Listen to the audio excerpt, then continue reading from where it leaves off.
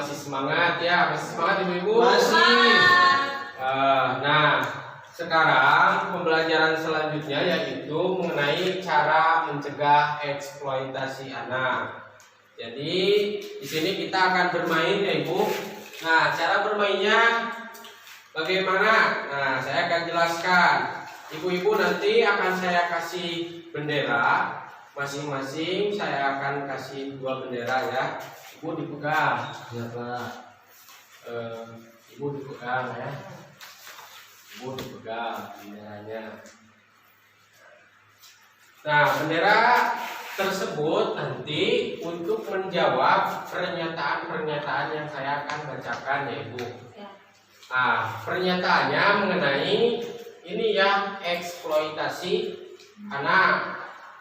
Nah, nanti ketika saya membacakan pernyataan, jika pernyataan tersebut merupakan cara mencegah eksploitasi, ibu-ibu angkat bendera warna hijau, ya. Cara mencegah. Paham? Itu untuk cara mencegah eksploitasi. Berarti ibu-ibu angkat bendera warna hijau. Kalau misalkan nanti pernyataan yang saya bacakan bukan cara untuk mencegah eksploitasi, ibu-ibu angkat bendera warna merah. Paham ibu-ibu? Paham. Jadi untuk pernyataan yang mencegah eksploitasi angkat warna hijau, yang bukan mencegah eksploitasi angkat warna merah. Paham ibu-ibu? Paham. Nah, sebelum saya membacakan pernyataan, tolong diingat-ingat ya, bendera mana yang untuk mencegah, bendera mana yang bukan untuk mencegah. Tadi yang untuk mencegah warna hijau, yang bukan untuk mencegah warna merah. Jadi ketika nanti saya membacakan pernyataan, semuanya angkat bendera yang sesuai tadi yang disuruh. Paham, ngerti ibu? Ya paham. Nah, saya akan mulai ya Bu, didengarkan ya pernyataan pertama. Menyuruh anak menjadi kuli angkut barang untuk menambah uang belanja. Silakan angkat.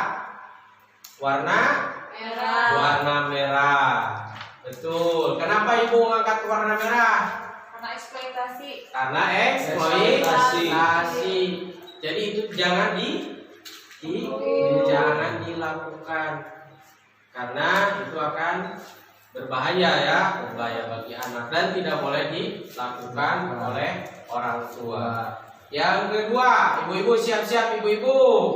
Menyuruh anak untuk mengemis di jalan. Kenapa angkat warna merah? Eksploitasi. Ya, masih eksploitasi, jadi tidak boleh dilakukan. Memberikan waktu bermain kepada anak, ajukan. Nah, kenapa? Karena bukan eksploitasi. Karena bukan eksploitasi. Memberikan waktu istirahat yang cukup untuk anak. Kenapa? Bukan eksploitasi. Karena bukan eksploitasi. Jadi tadi kan sudah jelas yang eksploitasi yang tidak boleh dilakukan. Jadi ada yang barusan kan dibacakan, memberikan waktu bermain pada anak itu boleh dilakukan ya. Kenapa? Karena memang anak itu harus punya waktu untuk bermain. Jangan disuruh anak kita itu untuk jualan untuk membantu atau menambah uang belanja, itu tidak boleh ya Bu. Karena ya anak-anak belum waktunya untuk mencari uang gitu ya. Jadi masa anaknya jangan diganggu karena itu akan berbahaya nanti buat perkembangan atau pertumbuhan anak. Mengerti ibu-ibu? Iya Pak. Ya. Intinya ibu-ibu dari permainan ini, jadi kita itu mengetahui ya bagaimana cara mengurus anak dan bagaimana cara mendidik anak. Terus bagaimana cara supaya hak-hak anak itu didapatkan. Dan jangan sesekali ibu melakukan eksploitasi ya terhadap anak, karena itu sudah melanggar hak-hak anak. Mengerti ibu-ibu? Mengerti. Ya, tepuk tangan dulu untuk kita semua ya. Nah, sekarang untuk lebih semangat, kita bakar-bakar dulu semangat ya ibu-ibu. Ya, siap. Silakan berdiri.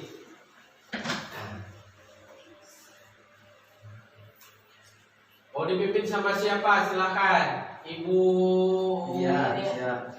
Ibu Deden, silakan. Pimpin. Tepuk semangat ya. Kita semangat. Ya. 1, 2, 3. Tepuk semangat. Semangat. Semangat. Iya, satu kali lagi. Satu kali lagi ya. Biar tambah semangat lagi. Biar tambah. Ya, tepuk semangat. Semangat. Terima kasih ibu ya. Kita lanjutkan ya bu. Kita lanjutkan pembelajaran selanjutnya ya. Di sini saya akan menjelaskan flip chart ya ibu. Bisa ibu-ibu lihat. Di sini ada flip chart ya, cara mencegah eksploitasi. Jadi tolong ibu-ibu dengarkan ya, karena ini ilmu ya buat kita semua yang nantinya bisa dipraktekkan di lingkungan keluarga. Nah, di sini ada cara pertama yaitu mengupayakan anak tetap sekolah. Apa Bu? Ulangi. Mengupayakan anak tetap sekolah. Jadi kita itu harus mengupayakan anak tetap sekolah. Karena kan kita sudah mendapatkan bantuan ya, bantuan PKH itu salah satunya ya untuk keperluan anak sekolah. Jadi jangan sampai anak kita itu ya tidak bersekolah, bahaya, karena tidak akan mendapatkan ilmu, apalagi disuruh bekerja. Anak SD misalkan sudah disuruh bekerja itu tidak boleh. Yang kedua, tidak menyuruh bekerja yang mengganggu kegiatan bermain dan belajar. Jadi waktu anak bermain itu jangan kita ganggu ya, tapi dibatasi boleh ya, dibatasi boleh waktu bermainnya. Tapi kalau misalkan dilarang bermain itu tidak boleh. Kalau dibatasi, misalkan waktu bermain satu hari itu ya misalkan 2 jam, kita tuh berikan kepada anak, silakan anak bermain, tapi tetap dalam pantauan orang tua atau bimbingan orang tua. Apalagi waktu belajar ya, jangan diganggu. Ini mah suatu keharusan. Ibu-ibu nanti punya anak ya, apalagi anaknya giat belajar ya, terus kita dorong, kita bimbing ya. Tapi tetap belajar juga ya. Jangan terus-terus belajar ya, harus ada mainnya ya. Jangan sampai ya anak itu terus disuruh untuk belajar.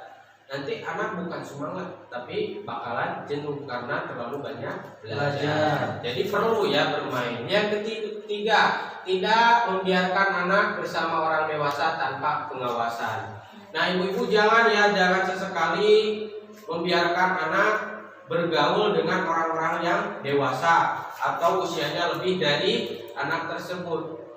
Nah, kalau dalam pengawasan itu boleh, misalkan bermain di situ didampingi oleh ibu-ibu ya. Jangan itu ya dibiarkan saja, mau main sama siapa itu tidak boleh ya. Karena apa? Takutnya ini tadi terjadi eksploitasi ya. Yang keempat, melatih anak untuk tidak melayani orang yang tidak dikenal.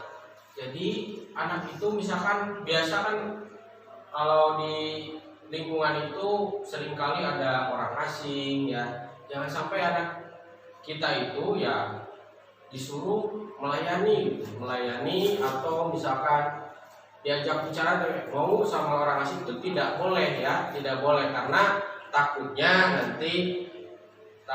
anak kita itu dicuri terus dijual. Itu sangat berbahaya. Tidak mudah mempercayai janji-janji orang lain. Ya tidak boleh ya ibu-ibu. Misalkan anak kita itu dijanjikan akan disekolahkan, akan dikasih apa, akan dikasih apa, itu tidak boleh ya. Karena apa? Karena takutnya ketika mereka memberikan janji, anak kita malah dijual gitu ya, malah dimanfaatkan, misalkan dijadikan pengemis, dijadikan pekerja, dan dimanfaatkan oleh orang-orang yang memang punya niat jelek gitu terhadap anak. Memberitahu anak untuk waspada pada iming-iming pekerjaan dan gaji besar di kota. Nah, Bu, hati-hati ya. Makanya anak tadi perlu sekolah dulu kalau bisa sampai kuliah ya. Tujuannya ini, Bu, karena kalau anak-anak sudah dikenali oleh uang, biasanya apalagi yang dari kampung ke kota itu diiming-iming oleh uang. Padahal di kotanya misalkan anak perempuan ya, maaf Bu, dijadikan PSK, itu sangat ngeri ya Bu. Nah, untuk menjaga supaya anak kita tidak mudah terpengaruhi oleh hal tersebut, kembali lagi ke yang pertama. Jadi anak diupayakan tetap sekolah. Tidak menikahkan anak sebelum usia 18 tahun. Jadi jangan sampai yang keluar SMP dinikahkan. Sekolahkan sampai SMA. Kalau misalkan tidak mampu kuliah ya setelah 18 tahun boleh dinikahkan ya. Terus tidak memberikan anak bermain dengan HP internet tanpa pengawasan. Ini tidak boleh ya Bu. Anak kita misalkan yang masih balita, SD, dibiarkan terus bermain HP, main game, itu tidak boleh. Karena itu akan membunuh karakter anak. Perilaku anak akan jelek. Nah, ini menanyakan kepada anak tentang kegiatan yang dilakukan dan dialami. Jadi ibu-ibu sesekali bertanya pada anak, hari ini bermain apa, melakukan apa, belajar apa, yaitu harus ada komunikasi antara orang tua dan anak. Yang selanjutnya, luangkan waktu untuk bercengkrama, bercerita dengan anak. Jadi ibu atau bapak ya yang ada di rumah sesekali harus bercengkrama, berdiskusi, ya bermain dengan anak gitu. Yang selanjutnya, kenali guru sekolah atau guru ngaji mereka. Jadi ketika di sekolah kita titipkan ke gurunya, lalu kita mengetahui gurunya. Karena ya tidak semua guru itu baik ya, ada yang memanfaatkan anaknya. Kenapa terjadi misalkan pelecehan seksual terhadap anak di sekolah itu? Karena apa? Karena orang tuanya tidak mengenali gurunya dengan baik atau guru ngajinya gitu. Bahaya itu kalau dimanfaatkan. Kenali teman-teman mereka.